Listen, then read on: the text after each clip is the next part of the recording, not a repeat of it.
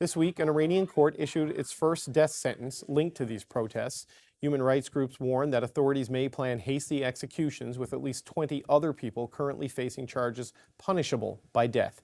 Kaveh Shahrouz is a lawyer and human rights activist. He's in Toronto.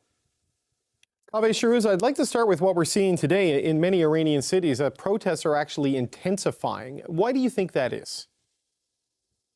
Well, a couple of reasons. The immediate reason is that this is the third anniversary of a protest that occurred in 2019, where 1,500 people were killed on the streets of Iran. So that's been the basis of people coming out on the streets again, and organizers have called for 3 days of protests. But really, the main reason why protests are intensifying is that the people have needs that are not being met by the regime, and their need really is that they want the regime overthrown. The regime has responded with nothing but brutality, like detention, handing down a death sentence, the anger is continuing to build, and I don't think it will stop until, as I mentioned, the regime is overthrown by the protesters. Okay, I want to build on that death sentence that you mentioned, because a Tehran court has issued a death sentence in connection with the protest, but there is also this confusion about reports. We even saw the Prime Minister tweet about it, about death sentences, for 15,000 people that have been arrested. Clear this up for us. Why was there so much confusion on that? Sure. Yeah, the confusion is because Iran has announced that it has about 15,000 people detained as a result of these protests. And now I suspect that that's actually an underestimate. And we had a number of members of parliament of Iran, an overwhelming majority actually, take a vote and ask the judiciary to come down very hard on these protesters by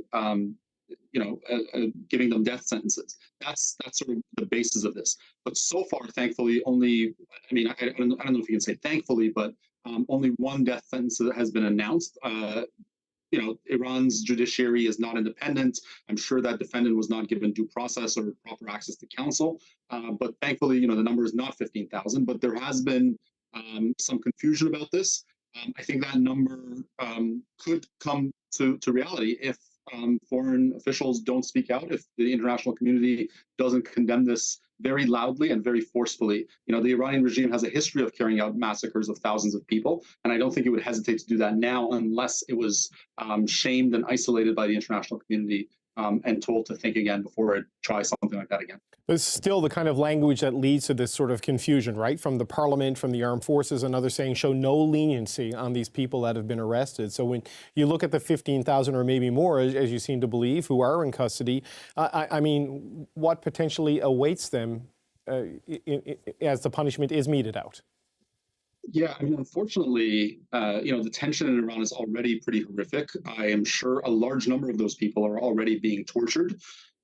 And some of them, I regret to say, will probably face execution. This is a regime that knows nothing but bloodshed, that knows nothing but brutality, and it will attempt to show its power, or it'll attempt to demonstrate its strength by trying to be violent towards the protesters as a way of scaring them. What we've seen, though, in the past couple of months is that no matter how hard the regime tries, the people are undeterred because they're so angry, because this regime has been so awful to them for 4 decades, and they want nothing less than the absolute destruction of the Islamic Republic.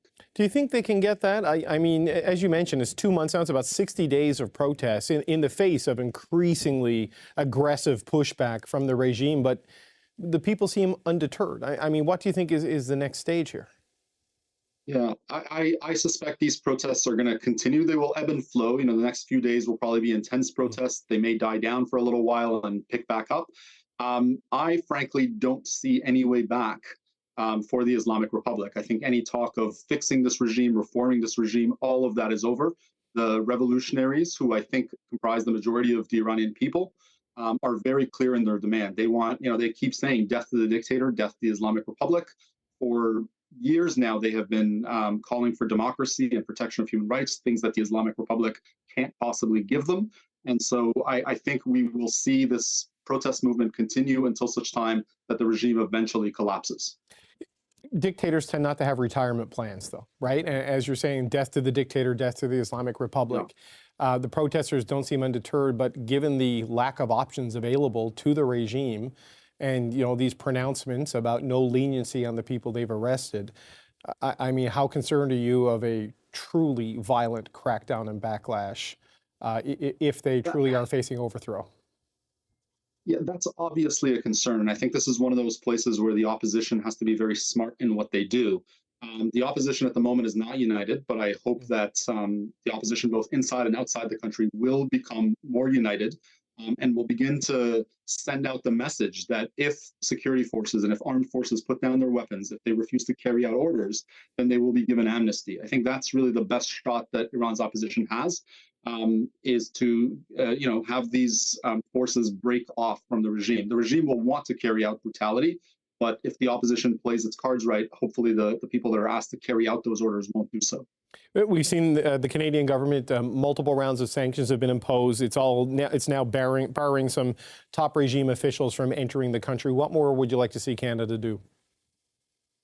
Well, I think the Prime Minister and his government have been moving in the right direction after many years of not doing what the activists had asked for. I was happy to hear that folks are being barred from entering the country, but I think there are members of the IRGC that are already in this country. Their families are here, their assets are here. I think it's really important that we identify those and make Canada inhospitable for them. And the activist demand for a long time has been the complete listing of the IRGC as a terror group.